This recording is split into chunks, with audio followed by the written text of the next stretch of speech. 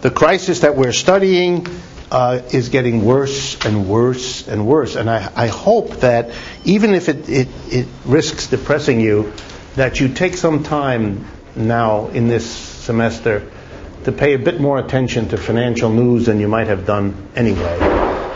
Because it'll help clarify what we're doing in the class. It'll suggest questions to you. It'll pique your interest perhaps in ways that it didn't before.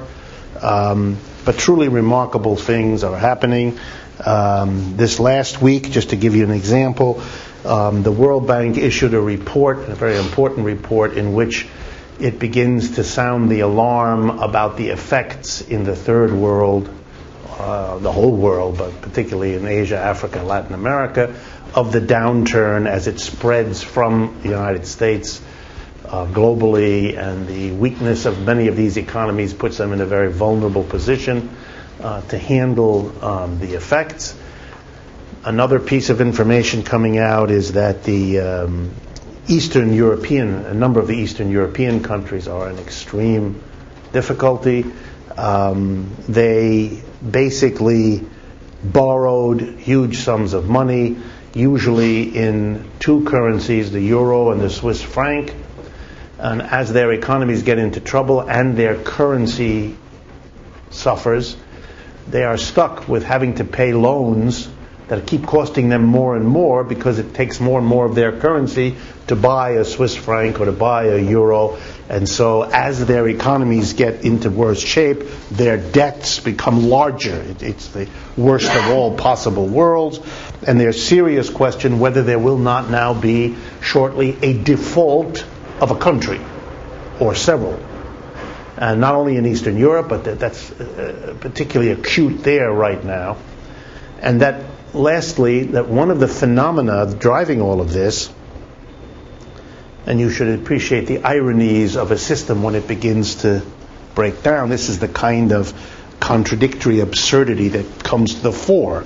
It's partly a sign that the situation is serious, is that the Bush administration, the Obama administration, in trying to borrow the money, we talked about that last time, to pay for the stimulus, is drawing loanable funds from all over the world here. So that if the effort made by the Czech government or the Polish government or any one of dozens of other governments needing to borrow to get through a hard time cannot, that all the money that they might have otherwise accessed, that they weren't able to access before, isn't available. Because any lender comparing, let's see, I could lend my money to the Polish government or to the American government, that is a no-brainer.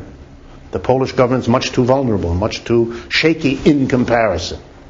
The Polish government can fall and you're okay. If the American government falls, it's over anyway, and money is no longer your problem. Your problem isn't money, your problem is running very quickly and figuring out in what direction. Yes? Where does the IMF and World Bank stand on this thing?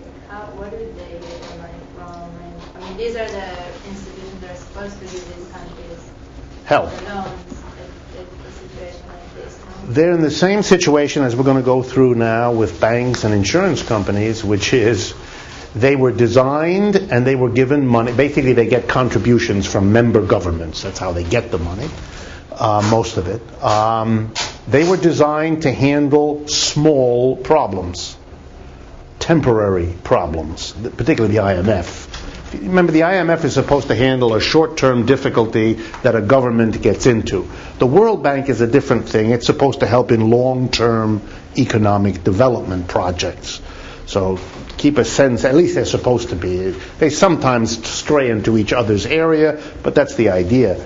To answer your question simply, they don't have enough money. They can't handle a problem that is much larger than anyone foresaw.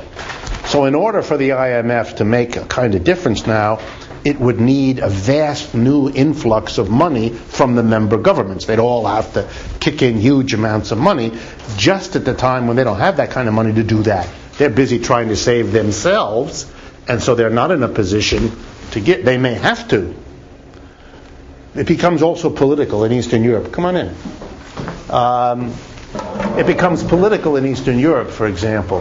A number of the Eastern European governments would like to borrow money from the one country in Europe that's in a position to lend it to them so far, which is the German government, which is by far the strongest economy. It was already before the disasters of this current crisis, but they're becoming even more relatively strong because the Germans are not as in bad trouble as most of the other countries of Europe.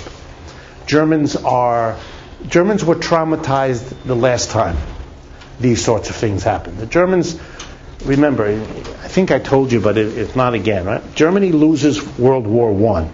It's the end of the Kaiser, of the old empire of the Germans. Suddenly, this whole empire collapses, and they are taken over internally by the collapse and loss of World War I. They get rid of the Kaiser, and the socialists take over. The 1920s is a socialist period of government in Germany, very moderate socialist, but it was socialist. And the disaster of World War I was barely over, with a German population having to try to understand that there was no more Kaiser, that the government was now in the hands of people who were socialists, who not only didn't like the Kaiser and didn't like the empire and didn't like the old landed feudal aristocrats of the eastern part of agrarian part of Germany, but they didn't much like capitalism either. They were in favor of workers. That's a lot to ask a population to go through. Losing a world war, which you had gloriously entered sure you were going to win, and then to be governed by socialists with a whole new agenda that they were all excited about. A small matter. These socialists also included a disproportionate number of German Jews. Since you all know what happens in Germany later, this is not an unimportant fact. The Jews made it up into the top parts of German society, in part by their role in the trade unions, in intellectual circles, and in the Socialist Party, which was a very large party. Very different, say, from Russia in 1917, where the Socialist Party that takes over is a very small party, where the mass of people have nothing to do with socialism. That's not the case in Germany. When the German socialists take over, they are the second biggest party in Germany.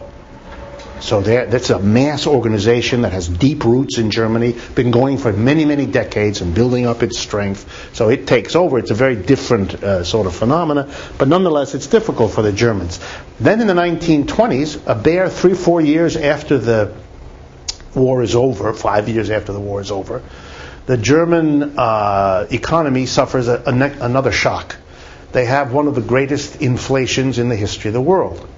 In a period of 7 months, the currency, the value of the German mark, as it's called, the Deutschmark at that time, goes from, I think, 8 to the dollar to 4 trillion to the dollar. That's an inflation. Prices, my mother was a young woman in Germany. My mother was born in Germany, and she was a young woman. And she remembers her father being paid twice a day at his job, being paid a bag, what we would nowadays call, think of a brown grocery bag that you get at a grocery store, full of money. And he would run home and give it to her mother, my grandmother, the bag of money, and she would run. I mean it, not walk, run, because my mother, a little girl, kind of watched this bizarre behavior, and she would run to the store to buy things with the bundle of money, because if she waited till that evening, it wouldn't be worth anything anymore. So she could get a bag of groceries with the half day's pay at lunch. By dinner, she couldn't get, she could get 2 potato chips out of the bag for that amount of money. And the prices were rising many times per day. They would be doubling and tripling across each hour. Okay. What this did in Germany was couple the trauma of the end of the Kaiser, of the loss of a world war, of the opprobrium of the world as having caused the war. For those of you who don't know, World War I was the most violent, destructive war that Europe had ever seen. In many ways, it is still now the most violent war that we have record of in terms sheer of destruction of people, of animals, of countryside. What this inflation did was wipe out 3 generations of savings. Germans are very frugal people. They save money.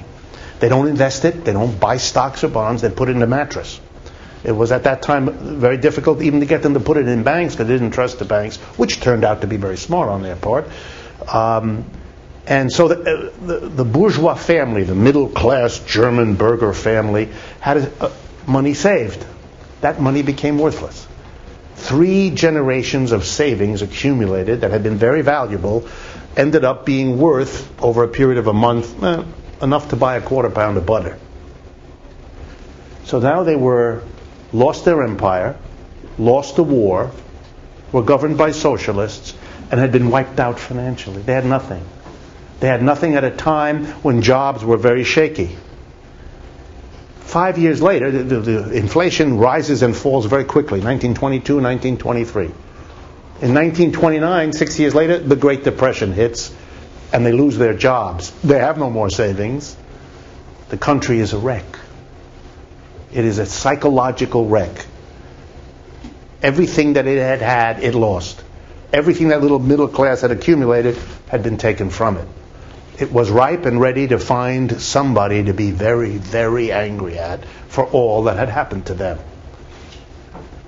Socialists, communists, Jews, good group. All you needed was somebody to mobilize mass upset in that direction. Arrives, very interesting, a great celebrator of tall, blonde, blue-eyed Germans. Who was he? A small, short, dark-haired Austrian. But that's what Hitler was. But the power of the problem meant, who cares? It's a little bit like when Reagan became president of the United States and began his song and dance about family values. This man had been divorced twice, had a history of bed hopping that rivaled that of any other actor around. The only difference was he wasn't a good actor. He may have been good in that other activity, I don't know, but yet it didn't make any difference. People wanted to believe in all of this stuff, so that was fine. You forgot about that.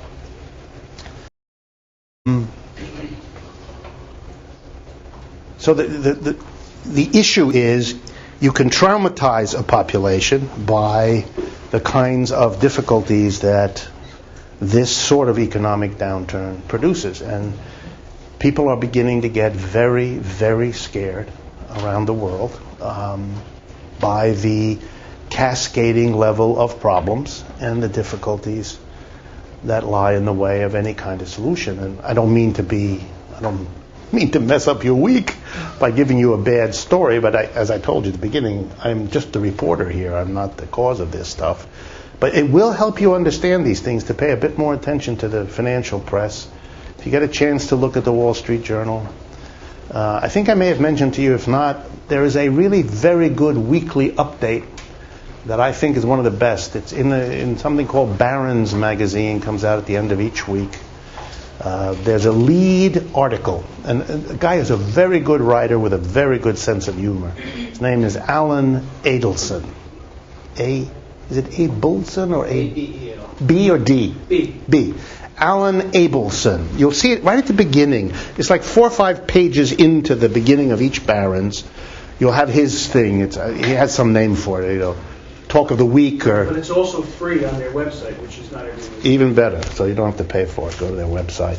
But he gives a kind of a weekly roundup of what's been going on in finance, in the markets, and it's very serious and very accurate, but always tongue-in-cheek. Lots of humor. You will enjoy it, and it's a very well-done piece of work. He's been doing that for many, many years. He knows everything and everybody. He's a very good person to learn to read. Everyone agrees we have to lower the rates, but there's a problem. They're already so low, there's not much more lowering you can do, and the anxiety about the symbolism of doing what the Japanese let the interest rates go into negative territory.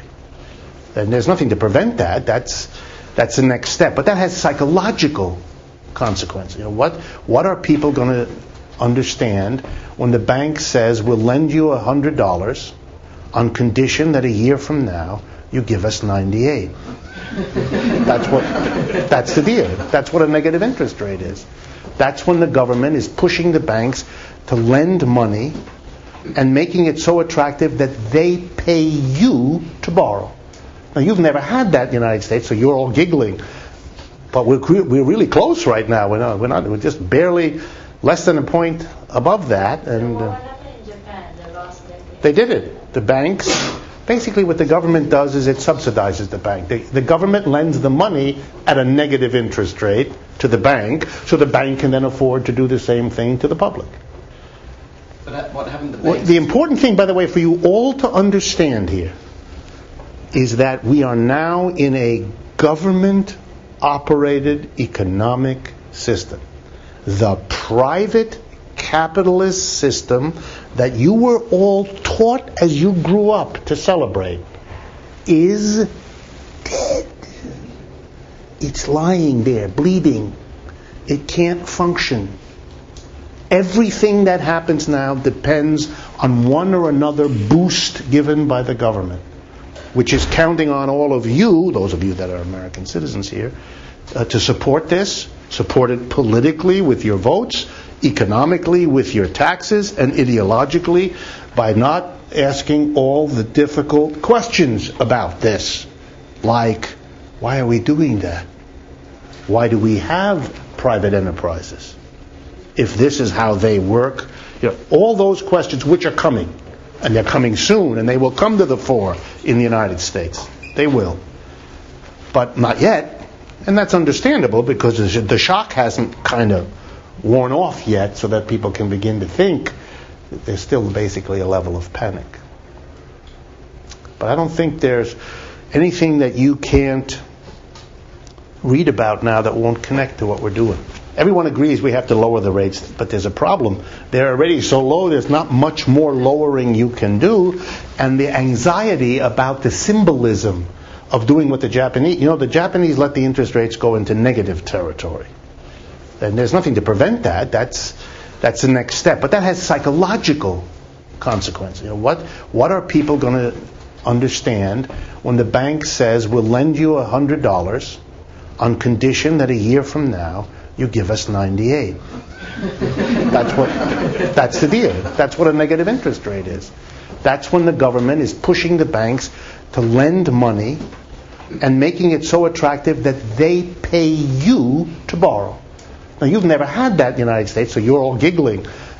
But we're really close right now. We're just barely less than a point above that. And what happened in Japan? They lost their they did it. The banks, basically what the government does is it subsidizes the bank. The government lends the money at a negative interest rate to the bank, so the bank can then afford to do the same thing to the public.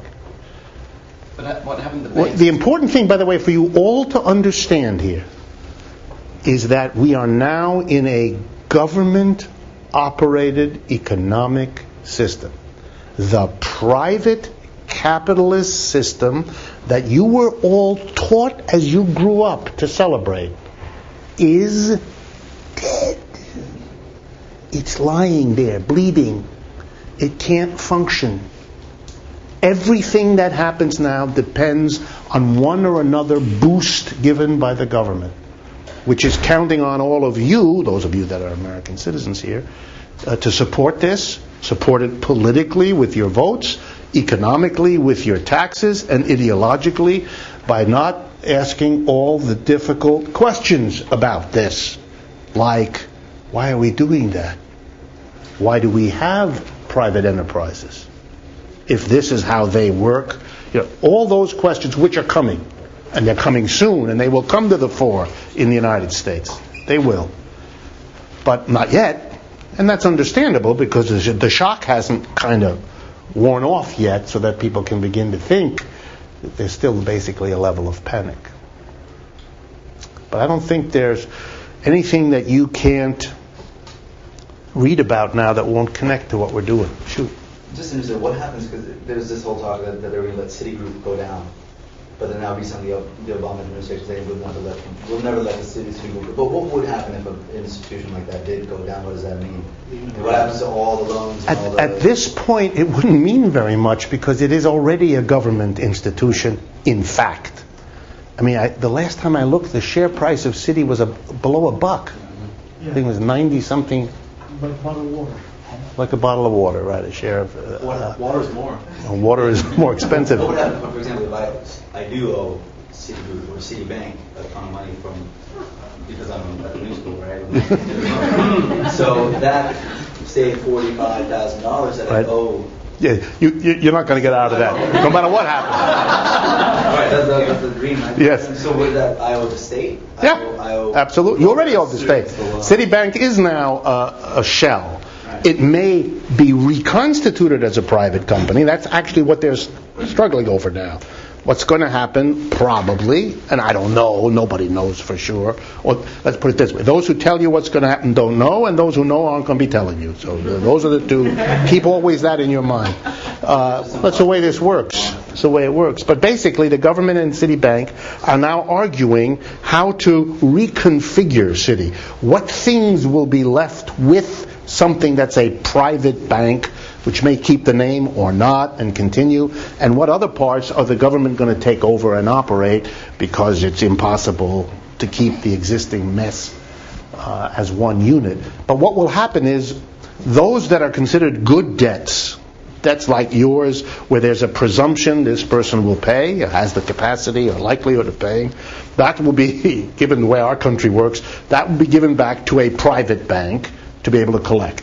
What the government will be left with is all the questionable stuff. Some of you have been reading a little bit. You've heard about the concept of a bad bank. If you read it, that's what a bad bank is. A bank set up by the government into which are put all of the questionable, dubious, uncollectible, unpayable loans.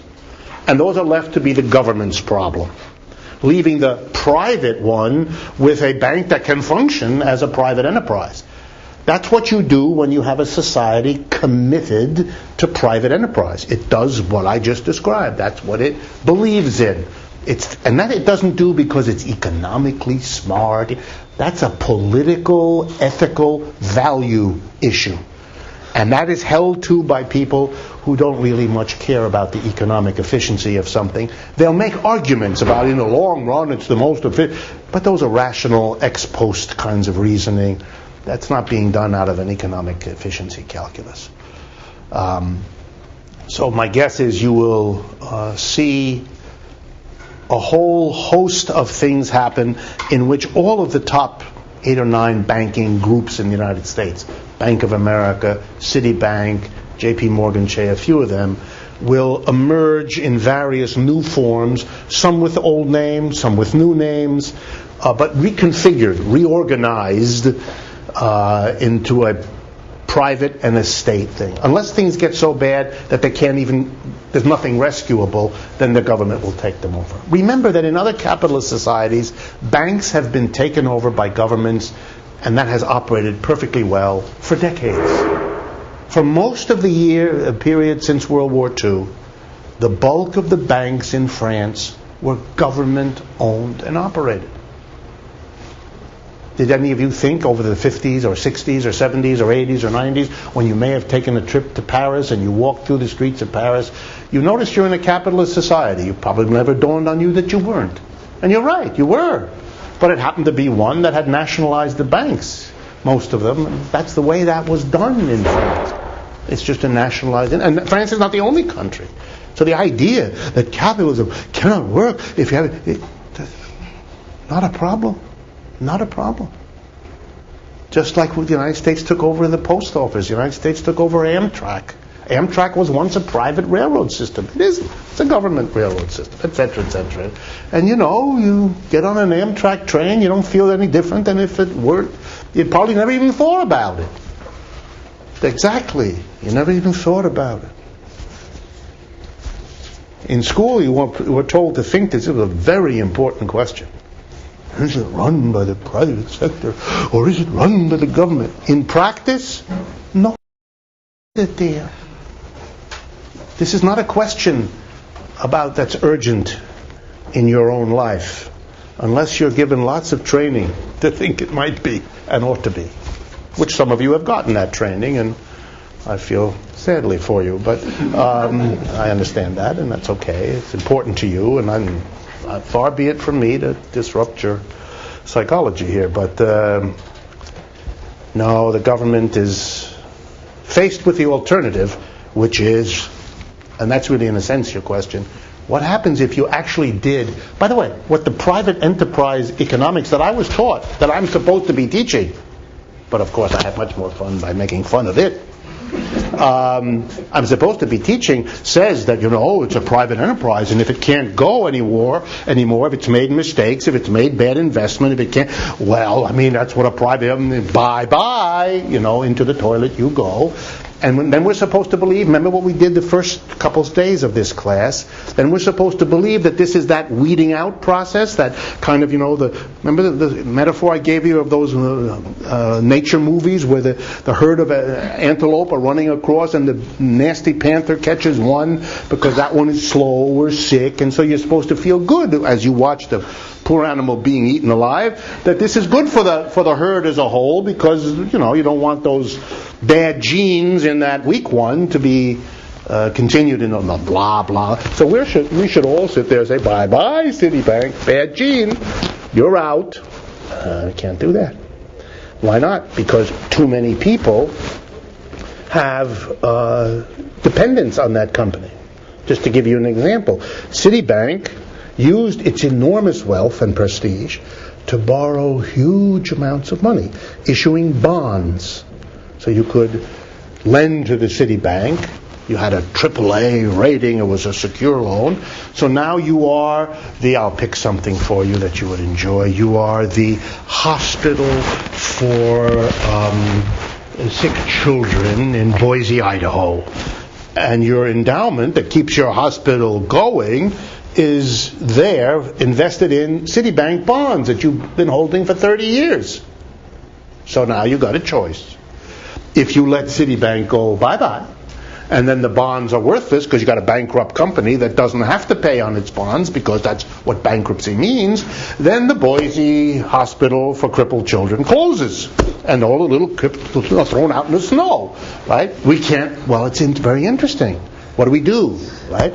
We don't, as a nation, we have a problem. We do not want to see front page of the Daily News, little crippled children in the snow. We don't want it. We don't know how to cope with that. That's a problem.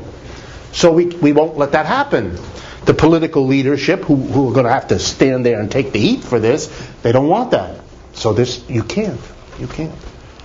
Maybe more honestly, it's not so much about the crippled children in Boise, it's about 50 other large corporations, including many other banks, that also hold these things. And if you let them go, they're going to have to declare bankruptcy, and then countless depositors are not going to get their money, or the government's going to have to make all that up, and the government hadn't planned on spending all that. Boom, boom, boom. So at this point, the government is in a salvage operation. It's actually saying to itself, which is greater? Letting them go, like Citibank, and then dealing with all of the cascading problems that will flow from that, or saving Citibank. And so far, they're deciding to save Citibank. Leading, of course, critics to say, maybe you didn't do that because it's the lesser evil. Maybe you're hooked up with Citibank, want to save them at the price of everybody else and so forth. The herky-jerkiness of the government was shown because it wasn't that long ago that we had a very big bank called Lehman Brothers, which was allowed to die. They were refused what is now, in retrospect, a small amount of money, $6 billion roughly, would have kept them going. And they were told, it's the way it is. You're a 120-year-old bank, been here a long time, you're very well connected. Too bad. Bye-bye, you die. That led to such problems because it turned out all kinds of institutions around the world held the debt of Lehman Brothers, did business with Lehman Brothers, expected Lehman Brothers to play all kinds of roles in deals that had been made and that were ongoing. All of that came to a crashing halt. And the fallout from that was considered to be so bad that it traumatized the Paulson and the Treasury, and that has carried over because it was Paulson's deputy who was, after all, the Treasury Secretary now, the one who headed the Federal Reserve Bank here in New York, Geithner. So they were all so badly shocked by this event that they don't want to let anything go now, but for fear. Best example, we're going to do a little bit later today, is better than Citibank, is the AIG insurance company. But I'm going to deal with that as an important example. But these are all now government entities. The AIG is not a private company, whatever, it's just not. And nor is Citibank, nor is Bank of America, none of them. I mean, they keep hobbling along, but the government owns them for all practical purposes. They can't do anything unless the government tells them. They can't do anything that the government tells them not to do. So are they technically independent still? Yes. Do they make the decisions? No. So nationalization, it's America. So nationalization is a reality, but we pretend by not saying we haven't done it, it isn't there. Okay? That's like saying you're winning the war in Iraq. It's verbalization. What? Or Vietnam. That we won in Vietnam, or that we're really doing well in Afghanistan. These are pretend things. You can't. It's sad. It's sad because it really doesn't help in the long run to pretend like this. Doesn't solve the problem. Doesn't get you out of the situation. Doesn't do these things. Usually keeps you in longer than you should, and you see that later retrospectively. But the trick is to figure it out first, before things hit the fan, which is now my favorite phrase. Let's pick up where we left off. I want to make sure we were all on the same page, since it was 2 weeks ago, that we're dealing with the watershed of the 1970s, first from the point of view of the mass of working people, and then from the point of view of the employer. First the employee, then the employer. To remind you what we did with the employees first, we went through this remarkable history of American consumerism and consumption, the fact that real wages in America rose from 1820 to 1970, and then stopped for the reasons that we went through, that the American working class was traumatized by this event, all the more so because it wasn't conscious. It wasn't dealt with as a conscious, explicit problem that we needed to talk about and discuss what options we as a working people had to cope with it. None of that happened. It was kind of left to each individual to discover it for himself or herself and to navigate in his or her personal life and family how to cope. And we now know retrospectively that the two major coping mechanisms were doing more work, more hours of labor, having more members of the household go out and do more hours of paid labor, on the one hand, and borrowing money up the wazoo on the other hand. And producing 25 years later, say moving from 1975 to the millennium year 2000, producing a population that had become physically exhausted by all the work, had become emotionally stressed by the disintegration of the family, since the big change in labor was the labor of the women, who went out of the household and did paid labor and proved themselves incapable of handling both a full-time job outside and holding together the family as they had been doing before. That meant family life disintegrated and became more difficult for everybody in a variety of ways, putting enormous stress on people. And finally, the burden of debt rising so quickly meant enormous anxiety, understandably, that anything that might happen to interfere with your income would bring a crash of your indebtedness that you could no longer sustain down around your head. So you were worried about your debts, you were facing a dissolving home life, and your wages weren't going up anymore. And it brought the working class of America, by the beginning of this century, to a state of physical exhaustion and psychological stress. That meant that no more work could be done, that personal life was in serious disarray and beginning to interfere with work, and that the debt was meaning that a larger and larger portion of your income could not be used to buy objects because you were using more and more of it simply to pay back your accumulated debt.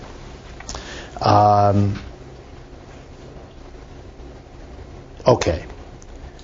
I want to turn then to the employer class and focus mostly now how this whole experience looks from that side. And to do that, I want to remind you again of this simple graph, the 1820, 1970, 2009. This is the productivity, the amount of goods and services per hour of American workers' labor. And underneath it, the story of wages, which looks like that. In other words, around the 1970s, the rise in wages per hour of work levels off, trails slightly down, but basically flattens out, so that the distance between gets larger and larger. And that distance between is the difference between the amount of stuff produced by a worker in an hour, kept rising, but the amount of payment you gave to that worker, who became ever more productive, stayed the same. Therefore, the difference between what the worker produced for the employer to sell and what the employer had to give the worker to come there and do it got wider and wider. That difference here we're going to call, because it's the basis of it, profit. So the most important thing for you to see is that the last 30 years have been a profit bonanza for employers. They have been able to arrest the long-term growth of real wages. And by the way, this is, again, not an act of nastiness on the part of employers. It is not something undertaken to deviously abuse people. It is a response of the employers to the conditions of the labor market that we went through before. Remember, we talked about women going to the labor force. We talked about computerization that reduced the demand for labor. We talked about export of jobs, and so on. Was there a question? Yeah, I remember last time you talked about that women and then computer processing. Right. But it would seem that even though it happened, it seemed that there would be the opposite reaction in a sense, because since there was more productivity, you would think that wages would increase or that people would demand that anyway. So I just had an argument with somebody about that this week when we were discussing. But yes, if I can rephrase your question, and if I do violence to it, correct me. If you're saying that the rising productivity would have, in a sense, made it possible for the employer to give some of that gain in output back to the worker in the form of a rising wage, absolutely. That's what had been going on for the previous 150 years. So, yes, it could have happened. And you're also right that workers, had they been ever presented with the question, would you like that to happen? My guess is most workers, like me, would have said, absolutely, I wish this to continue. I would rather have rising wages as the reward for my harder and harder work, just as my parents and grandparents and the generations before me wanted and got that. I would like to keep that all going. So yeah, I don't think this is a question of workers not wanting it, and I don't think it's a question of employers not being able, if you like, to use that word, to do it. They were able, precisely because the productivity lines kept rising. Here, by the way, they're all rising at the same rate. That's not historically accurate. They go at different rates. But to make the story simple, I'm keeping the lines roughly the same. The gap here widening, that is the case. Right? So that we know that employers, they weren't mean-spirited, but they took advantage of the labor market. They didn't have to raise wages. They had lots of people available competing for the jobs, and so they found all the usual reasons people can find to not do something that somewhere in the back of their mind they might have thought they ought to have done. But, if you don't have to pay your workers more, you don't. So like increased labor force, more people available, not that sense of like competitiveness as far as wages. That's right. You had an excess of people. You had lots of people. If this one didn't work out, there were lots. You knew that if you put an ad in the local paper, there'd be 10 people. That would probably, half of them have as good credentials as the one that was giving you a problem here. And so you didn't. And you made sure that you didn't, and that made the union look bad, because the union wasn't able to get higher wages. And so the union began to be a burden in people's eyes. I don't like paying my dues to a union. It doesn't do.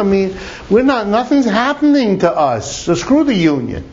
People weren't that interested in unions to begin with in America for lots of complicated reasons. So it didn't take all that much to push them away. So the unions began to look bad, and they got weaker. And that, of course, made the employer even freer not to give higher. It fed on itself, as I said. Yeah.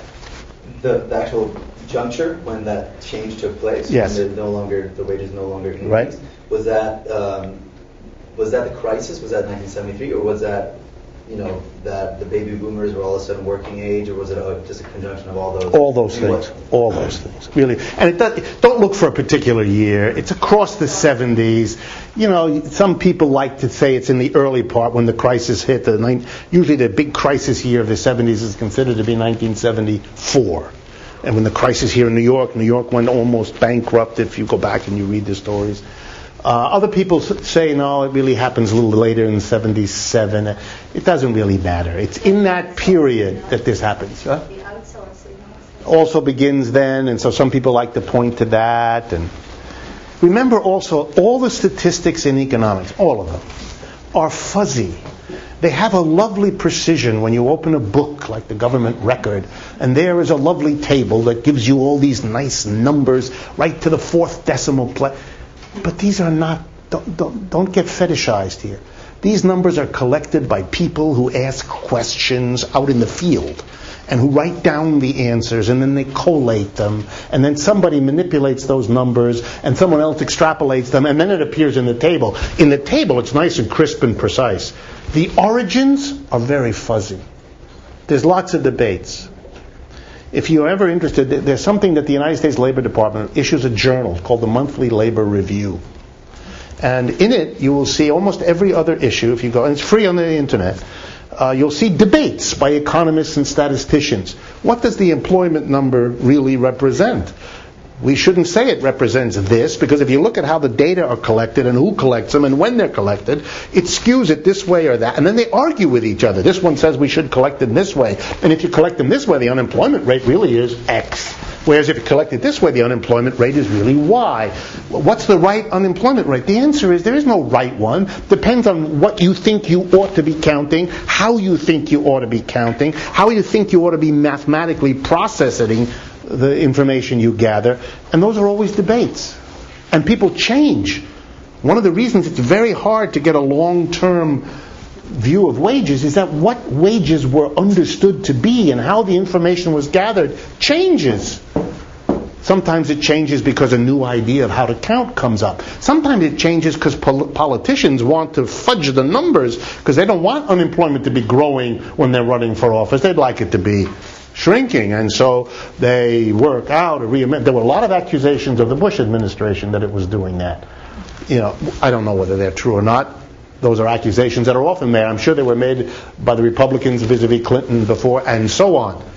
But some of that goes on, and you'd have to do an awful lot of work, which I haven't done, and neither have the reporters who give you the numbers, as to what also, in order to come to some kind of consensus about it. And as I say, the experts are continuously arguing. If you go to the annual meetings of the American Association of Statisticians, you'll see that many of the panels at their annual meetings are debates over what statistics are being published, what their relationship is with their purported underlying realities, blah, blah, blah.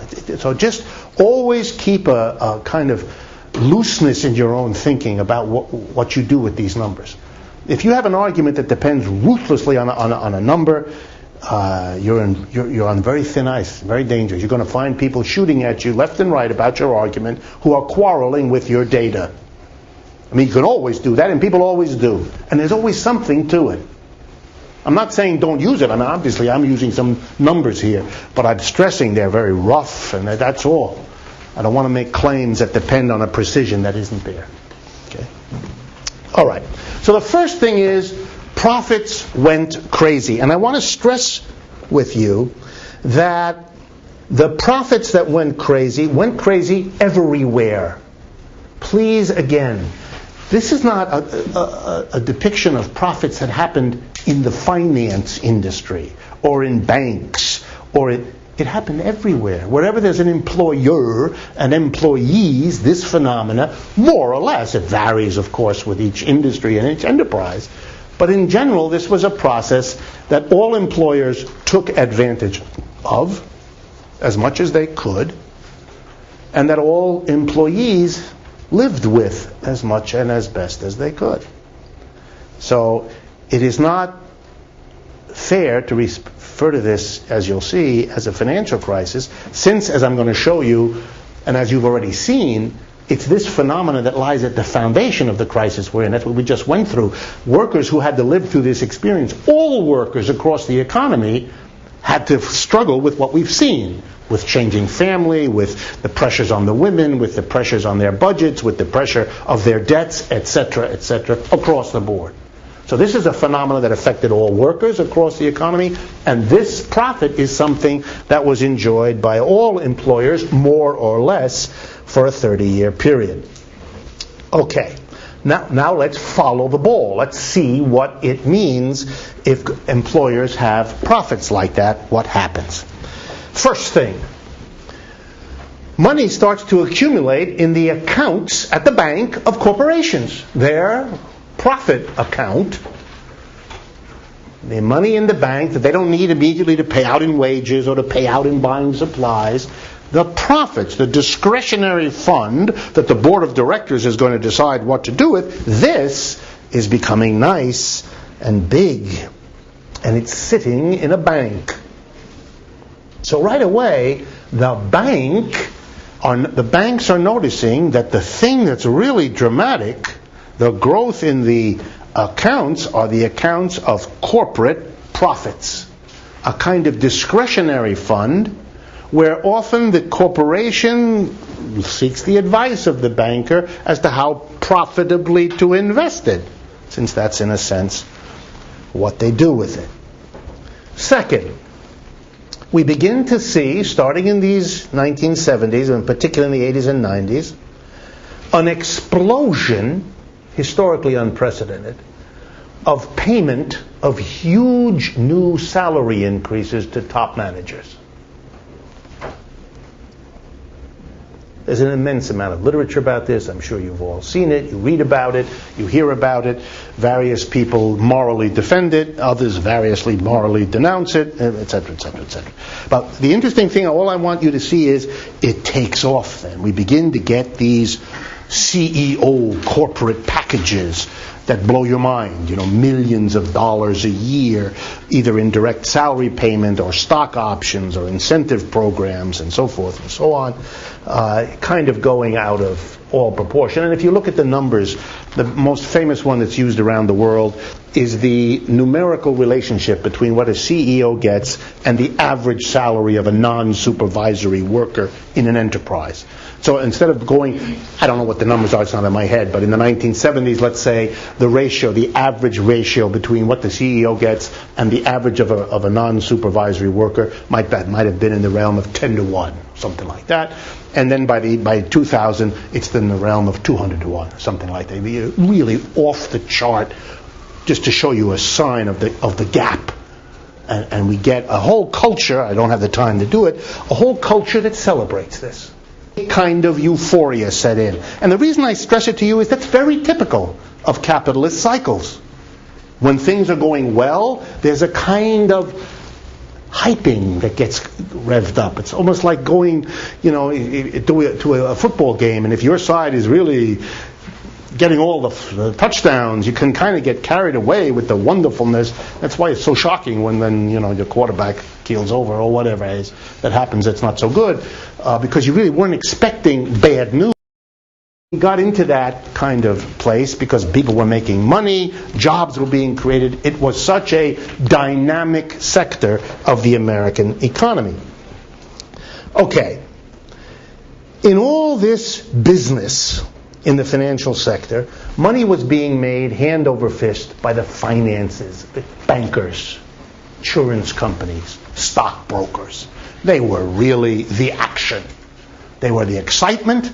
Culturally, they were the center of it. They were making fantastic money, and they were accumulating huge profits in the banks.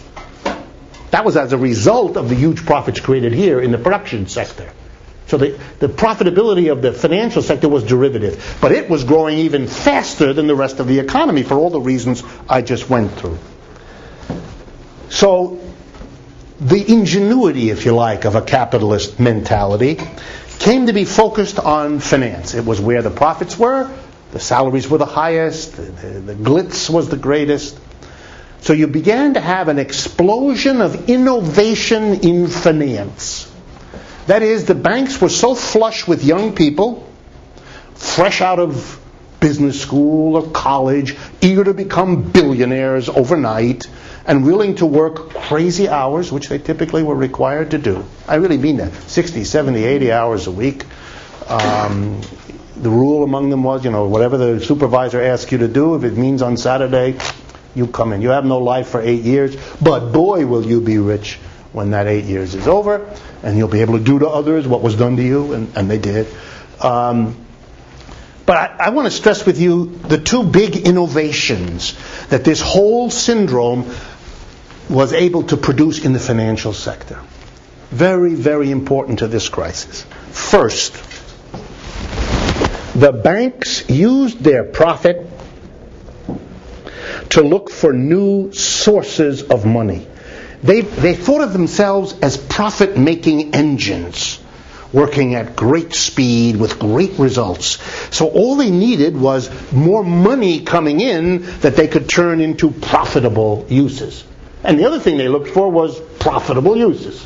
So we're a money-making machine. We just need to get more money to work with and find more outlets for investment, and there's no end to what will be. Where could you get more money coming in? The two things. Once they were going as a very profitable, expansionary, number one sector of growth in America, and they attracted to themselves all the attention and all the ingenuity and all the best capability of young people looking to be rich, then they had, in a sense, everything in place to have a profit explosion. And so what they concentrated on was, how can we get more money into our hands so that we can profitably use it? Look how profitable we're using the money that we've been getting, but we need more. We can handle more money. We want to handle more money because then we can make more money with the money. And there's no limit, and we're the best at it. So we have to find new sources of money. And the second thing we have to look is to find new outlets of profitable use of the money that we're going to be getting. That's what we're good at. We have to go do our good work. And we're having a little bit of problem. We're having a problem on the revenue side because we already got all the money that the big corporations are getting, these rising profits. We got that. And we're not going to get any more from the American people because they don't have any. They're tapped out. So there's no growth there. So we got to find new resources of money to flow into our hands. And we have to be able to find new profit outlets. Now, some of them I've already talked to you about, IPOs and all this kind of wheeling and dealing among corporations. They were already into that. But they were looking for new profitable ventures beyond that because they were confident that they'd find new resources. They were confident in their own ability, so they had to find new outlets. And what I want to tell you about is the new resources they found and the new outlets they found. First, the new resources. The new resources they found, the most important one is the rest of the world. This is a 30-year period in which American banks really become multinational. They were already before. They didn't start then. Citibank has a long history, for example, in Latin America or in Asia. But now you have the expansion of those American banks that had foreign offices quadruple them. Many banks that had no foreign offices established one, and then 5, and then 9. The numbers are really amazing. The number of American banks with offices in Hong Kong goes through the roof. The number of American banks opening in China, in the People's Republic of China, not in Hong Kong, but in China proper, explodes. And everywhere else, too. Every third world country gets American banks, lots of them. They set up in Nigeria or in Buenos Aires or all over. What's this about?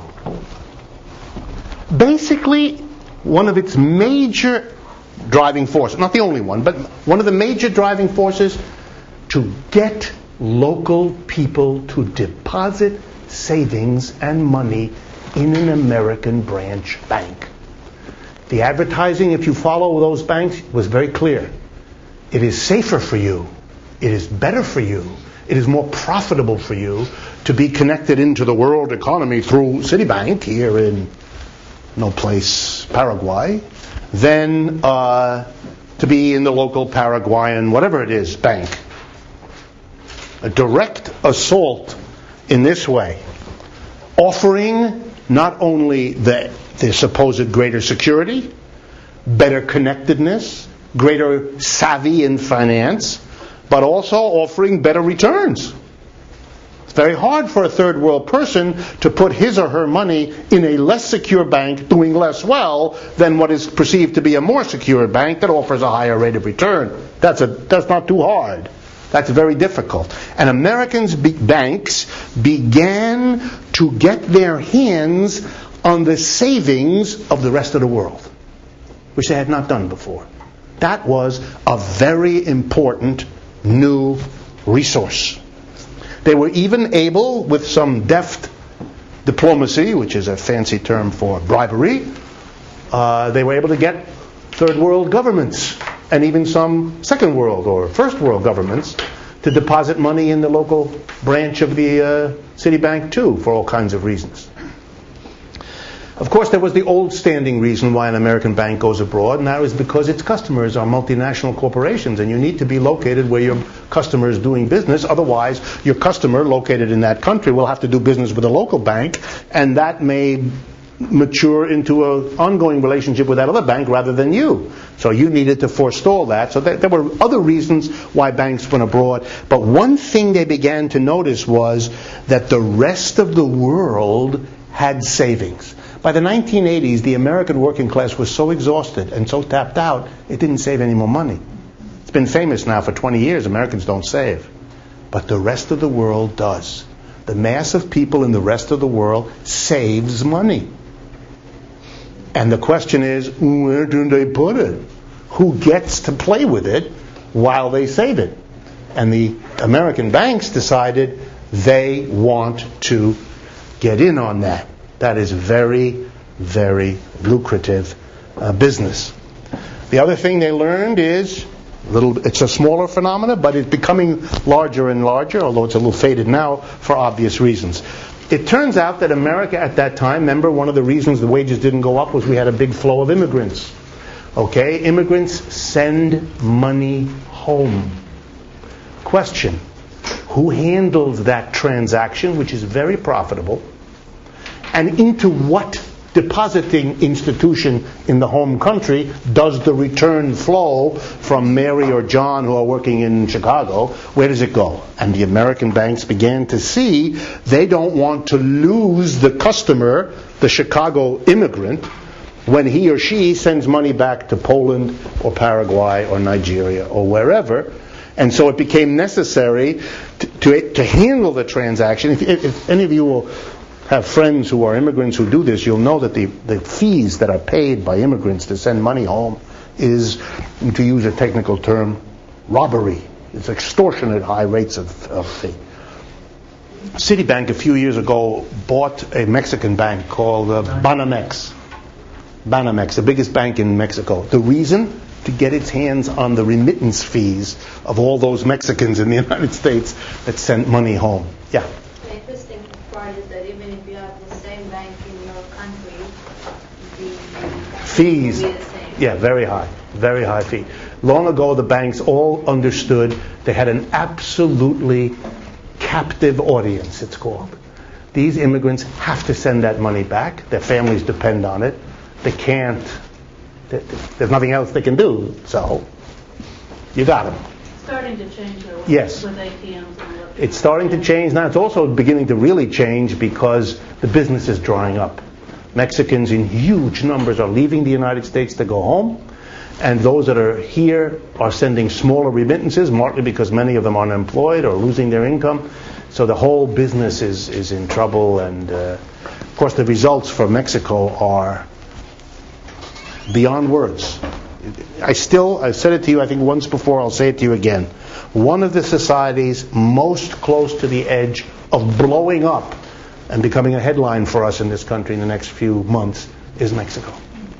The economic conditions of our southern neighbor are, you read now, you pay attention, you will notice little stories about, a war between a gang of drug dealers, generic term for everybody, who's shooting at the police.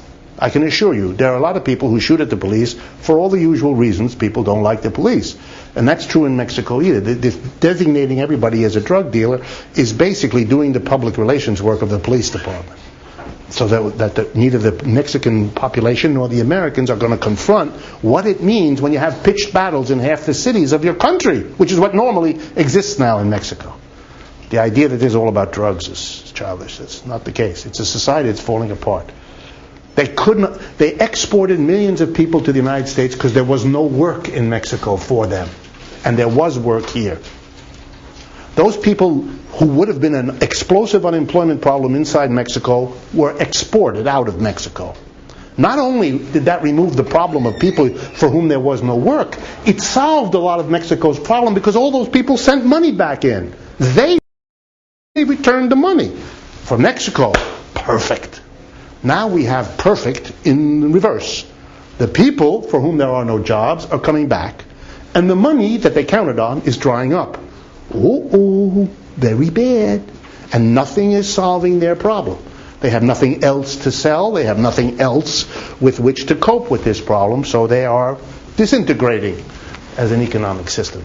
Extraordinary side issue of this crisis, but that may become front page issue any day now. Okay. In this total story then, not only is there explosive profits and high wages, but everybody who can get in on this expansive sector is having a wonderful time, earning a lot of money, working very hard, but earning a lot of money. These people are concentrated in a few places, like here, Lower Manhattan. They create a whole new industry. The conversion of dirty old warehouse buildings into new loft apartments at huge rates in the financial district, in Tribeca, places that you wouldn't want to go to late in an afternoon, let alone the evening, a few years ago. They become the chicest, bestest, most expensive, super-duper locations for new tapas restaurants, etc., etc. Okay? Well, that's a big industry that's created. It also creates, of course, and this is a little footnote for all of you, a dependence of certain cities, like New York, on all of this continuing. And when that stops, like now, oh my goodness, what is going to happen to a city like New York that is so dependent? If you ever want to look at the numbers, take a look at the percentage of the revenue of the city and state of New York that is derived from bonuses, not the regular salary, just the bonuses paid around Christmas time to financial sector workers every year, or used to be.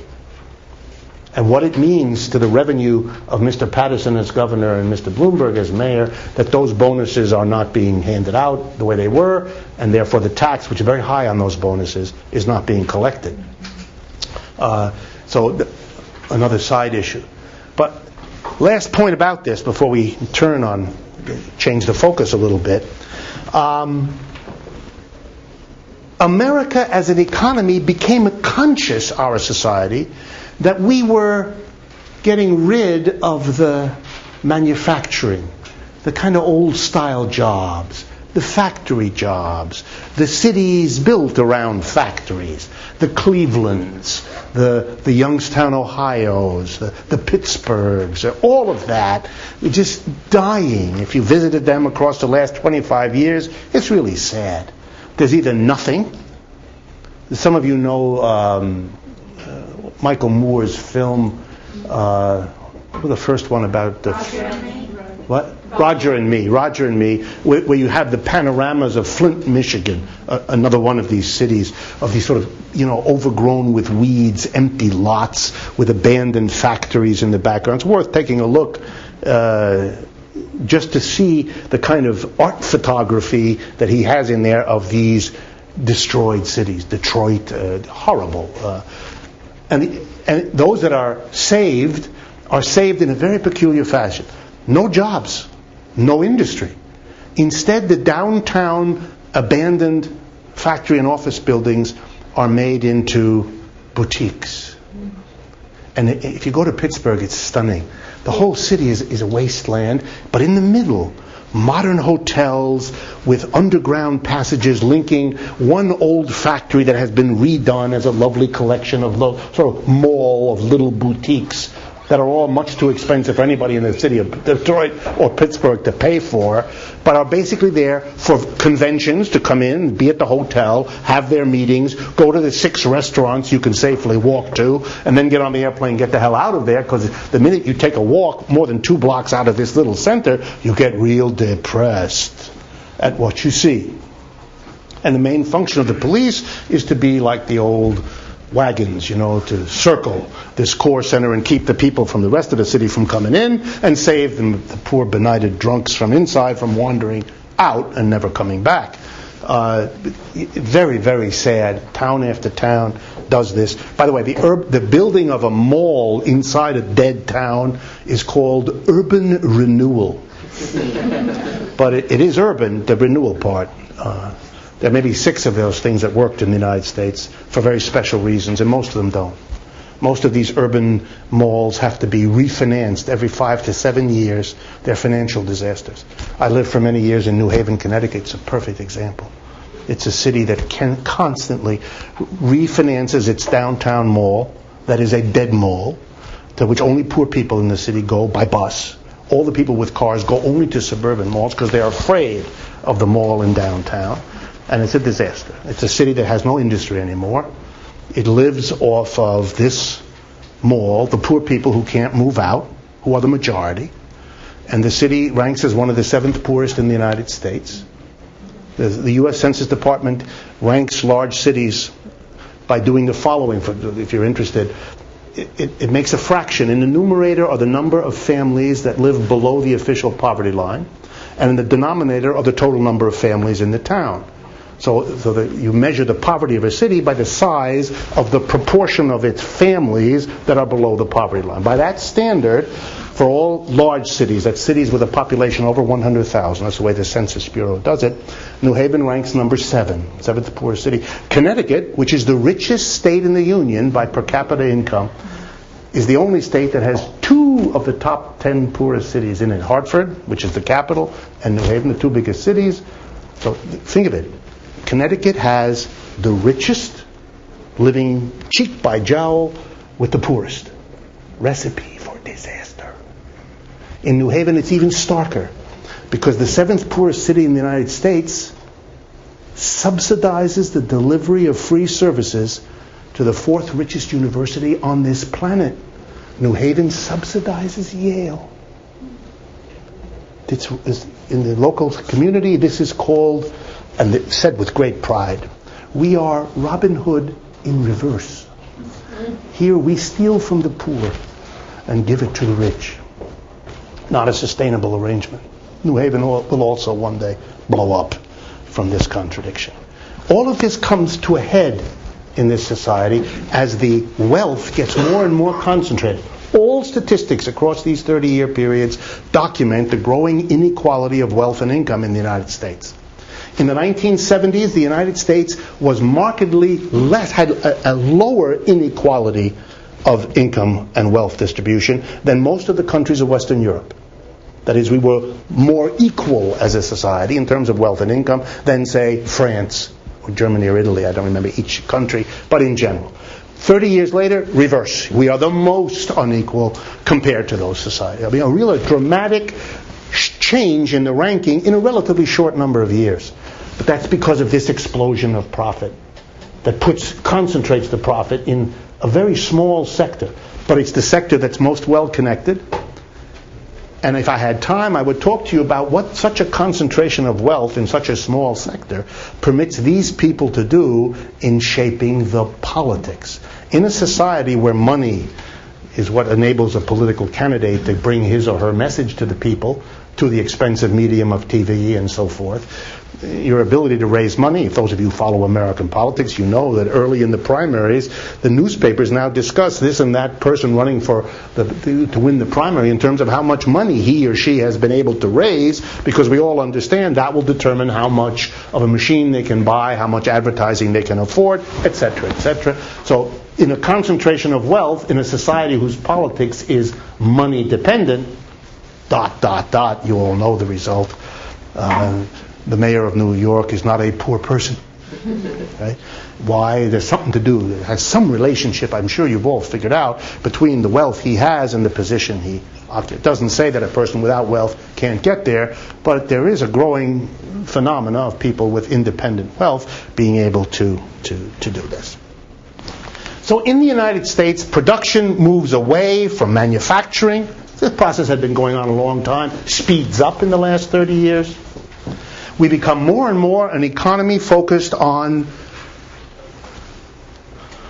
moving paper around, finance, real estate, trading title to things, arranging deals. But we don't make much stuff.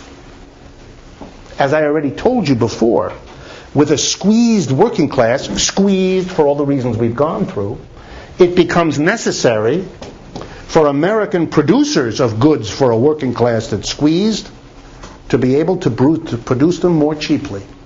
And American companies have already been shown how to do that. And the answer is, get the hell out of the United States. Go to where the labor is cheap. Go to where the rules against polluting are non-existent or easily waivable. Go to China. Go to Asia. Go to Latin America. Go out. Produce it there and bring it back into the United States. Use all your distribution systems. Use your well-known, recognized name, but don't make it here. So the very processes that I'm talking about build on themselves. More and more production is out of the United States, and more finance and all that is concentrated here. It produces this process in the United States, a very peculiar world economy.